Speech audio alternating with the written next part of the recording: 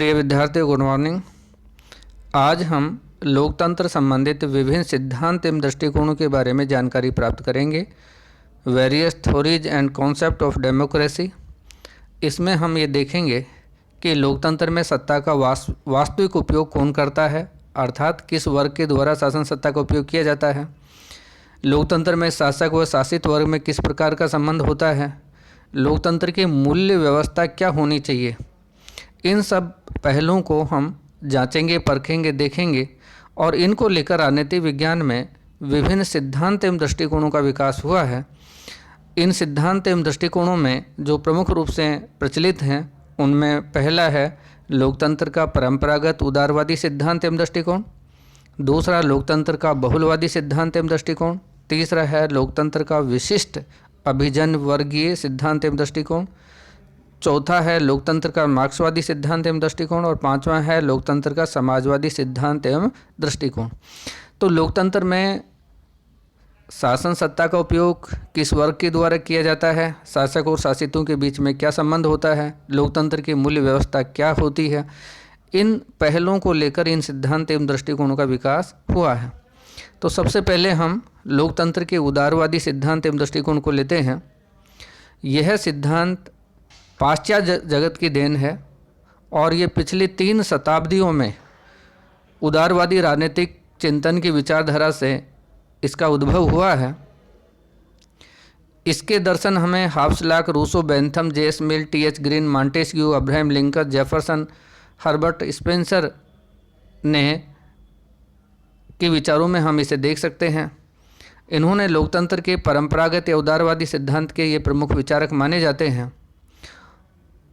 इस विचारधारा के जो समर्थक हैं उसमें जो प्रमुख मान्यताएं हैं वो इस तरह से हैं।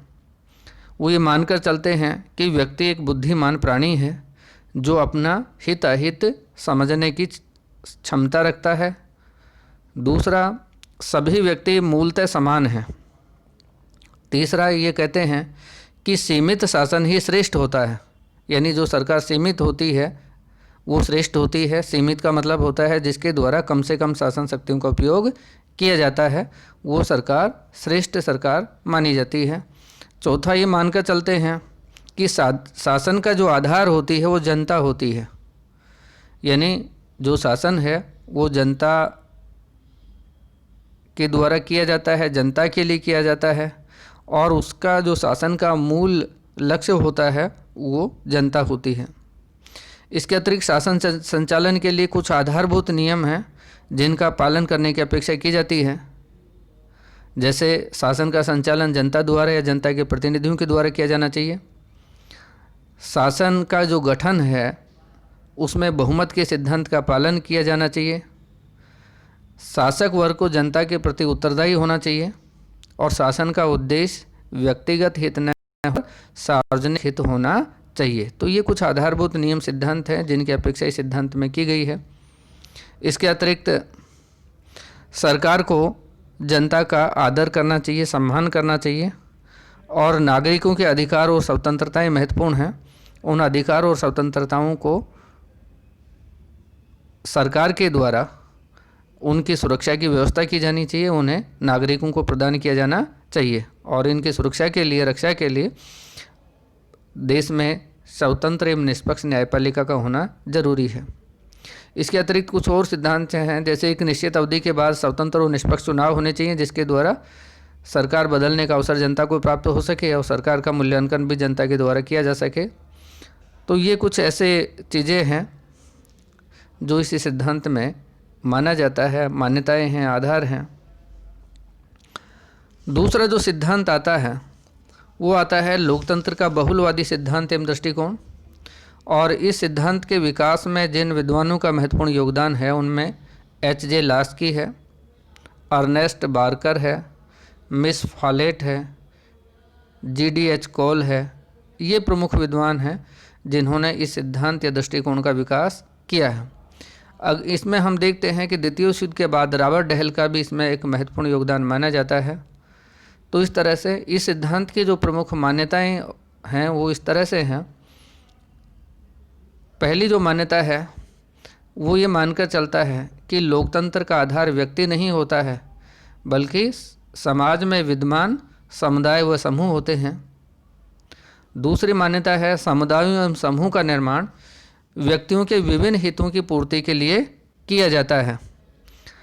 तीसरी जो मान्यता है वो ये है कि अपने हितों की पूर्ति के लिए विभिन्न समुदाय व समूह सरकार पर दबाव डालने का कार्य करते हैं, क्योंकि जो हितों का संघर्ष है वो विभिन्न समुदाय या समूह के मध्य में होता है और प्रत्येक समुदाय या समूह ये चाहता है कि उसके हितों की पूर्ति होनी चाहिए। इसके लिए वो सरकार पर दबाव डालने का प्रयास करते हैं और यहीं से राजनीति की शुरुआत होती है। चौथा इनकी मान्यता है शासन की शक्ति सीमित होनी चाहिए और सीमित शासन से अभिप्राय ये है कि जो सरकार होती है उसके द्वारा असीमित शक्तियों का उपयोग नहीं किया जाना चाहिए। तो ये सिद्धांत और मान्यताएं लेकर ये चलता है। तीसरा जो सिद्धांत आता है वो आता है लोकतंत्र का विशिष्ट वर्गीय सिद्धांत, जिसे अभिजन सिद्धांत भी कहा जाता है। इस सिद्धांत के प्रतिपादकों में रॉबर्ट मिचेल्स, मॉस्का, पेरेटो, बर्नहम, सी राइट, मिल्स का नाम प्रमुख रूप से लिया जा सकता है। रॉबर्ट मिचेल्स एक जर्मन विचारक थे और उन्होंने दी पॉलिटिकल पार्टीज नामक पुस्तक की रचना की और मॉस्का इतालवी विद्वान थे, उन्होंने द रूलिंग क्लास नामक पुस्तक में अपने विचार प्रस्तुत किए। तो इन लोगों ने इस लोकतंत्र के विशिष्ट वर्गीय अभिजन सिद्धांत का विकास किया और कुछ आधारभूत मान्यताएं उन्होंने रखी। पहला उन्होंने ये रखा कि शासन का रूप कुछ भी हो, शासन की सत्ता हमेशा एक ऐसे वर्ग के हाथों में होती है जिसे अभिजन कहा जाता है। ये अभिजन वर्ग के द्वारा ही शासन सत्ता का उपयोग किया जाता है। इसके अतिरिक्त उन्होंने कहा कि लोकतंत्र को जनता का शासन समझना भूल है, क्योंकि व्यवहार में जनता का शासन संभव ही नहीं है।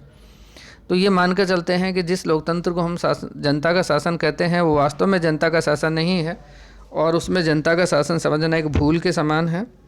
इसके अतिरिक्त शासन के द्वारा जो कार्य किए जाते हैं उनमें जनहित का प्रमुख रूप से ध्यान रखा जाना चाहिए। वो एक दिखावा किया जाता है, वास्तव में जनहित नहीं होता है बल्कि एक विशिष्ट वर्ग होता है। इस विशिष्ट वर्ग के लिए ही शासन सत्ता का उपयोग किया जाता है। तो ये जो सिद्धांत है वो एक विशिष्ट वर्गीय सिद्धांत है और ये मानता है कि शासन सत्ता का उपयोग एक विशेष वर्ग के द्वारा किया जाता है। शासन शक्ति का प्रयोग भी इस विशेष वर्ग के हित में ही किया जाता है। चौथा सिद्धांत आता है लोकतंत्र का मार्क्सवादी सिद्धांत एवं दृष्टिकोण।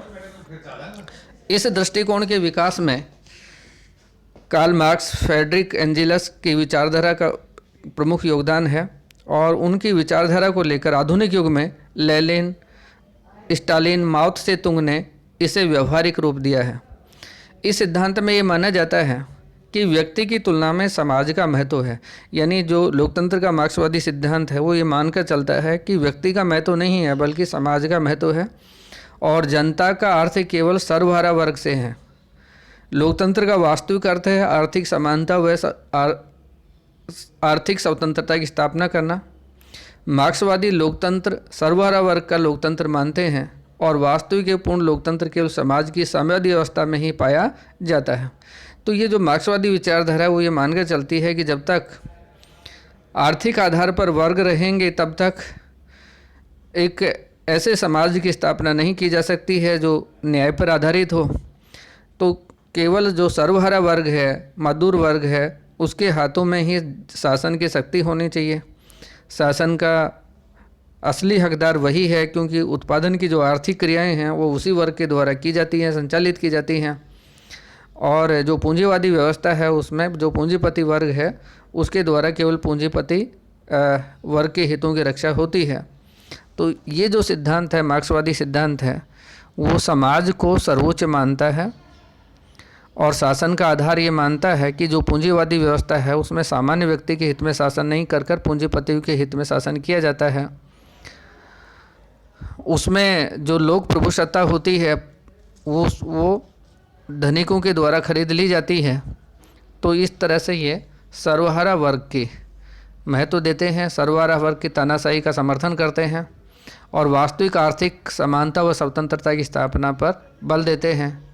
और मार्क्सवादी लोकतंत्र सर्वहारा वर्ग का लोकतंत्र स्थापित करना चाहते हैं और ऐसे शासन में सर्वहारा वर्ग के एकमात्र प्रतिनिधि दल के रूप में केवल साम्यवादी दल ही पाया जाता है, जिसके द्वारा संपूर्ण शासन सत्ता पर एकाधिकार किया जाता है और इस वर्ग के द्वारा ही इस दल के द्वारा ही शासन का संचालन किया जाता है।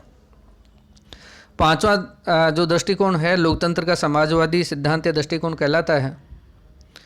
यह सिद्धांत लोकतंत्र के उदारवादी या मार्क्सवादी सिद्धांतों का इसमें हमें समन्वय देखने को मिलता है। इस सिद्धांत में राजनीतिक स्वतंत्रता और आर्थिक समानता दोनों को महत्व दिया गया है। यह राजनीतिक स्वतंत्रता के लिए उदारवादी सिद्धांतों को स्वीकार करता है और आर्थिक समानता लाने के लिए मार्क्सवादी दृष्टिकोण से प्रभावित है, लेकिन मार्क्सवादी पद्धति को ये अपनाता नहीं है, क्योंकि मार्क्सवादी पद्धति में हिंसक साधनों का प्रयोग किया जाता है, क्रांति का सहारा लिया जाता है, जबकि इन्होंने अपने आर्थिक लक्ष्यों को प्राप्त करने के लिए संवैधानिक साधनों को अपनाने पर इन्होंने बल दिया है। यह सिद्धांत राजनीतिक स्वतंत्रता और आर्थिक समानता दोनों को परस्पर अनुपूरक या सहायक मानता है। तो इस तरह से ये सिद्धांत काफ़ी समन्वयवादी दृष्टिकोण है, जिसमें पूंजीवादी विचारधारा और समाजवादी विचारधारा इन दोनों ही विचारधाराओं का समन्वय इसमें हमें देखने को मिलता है।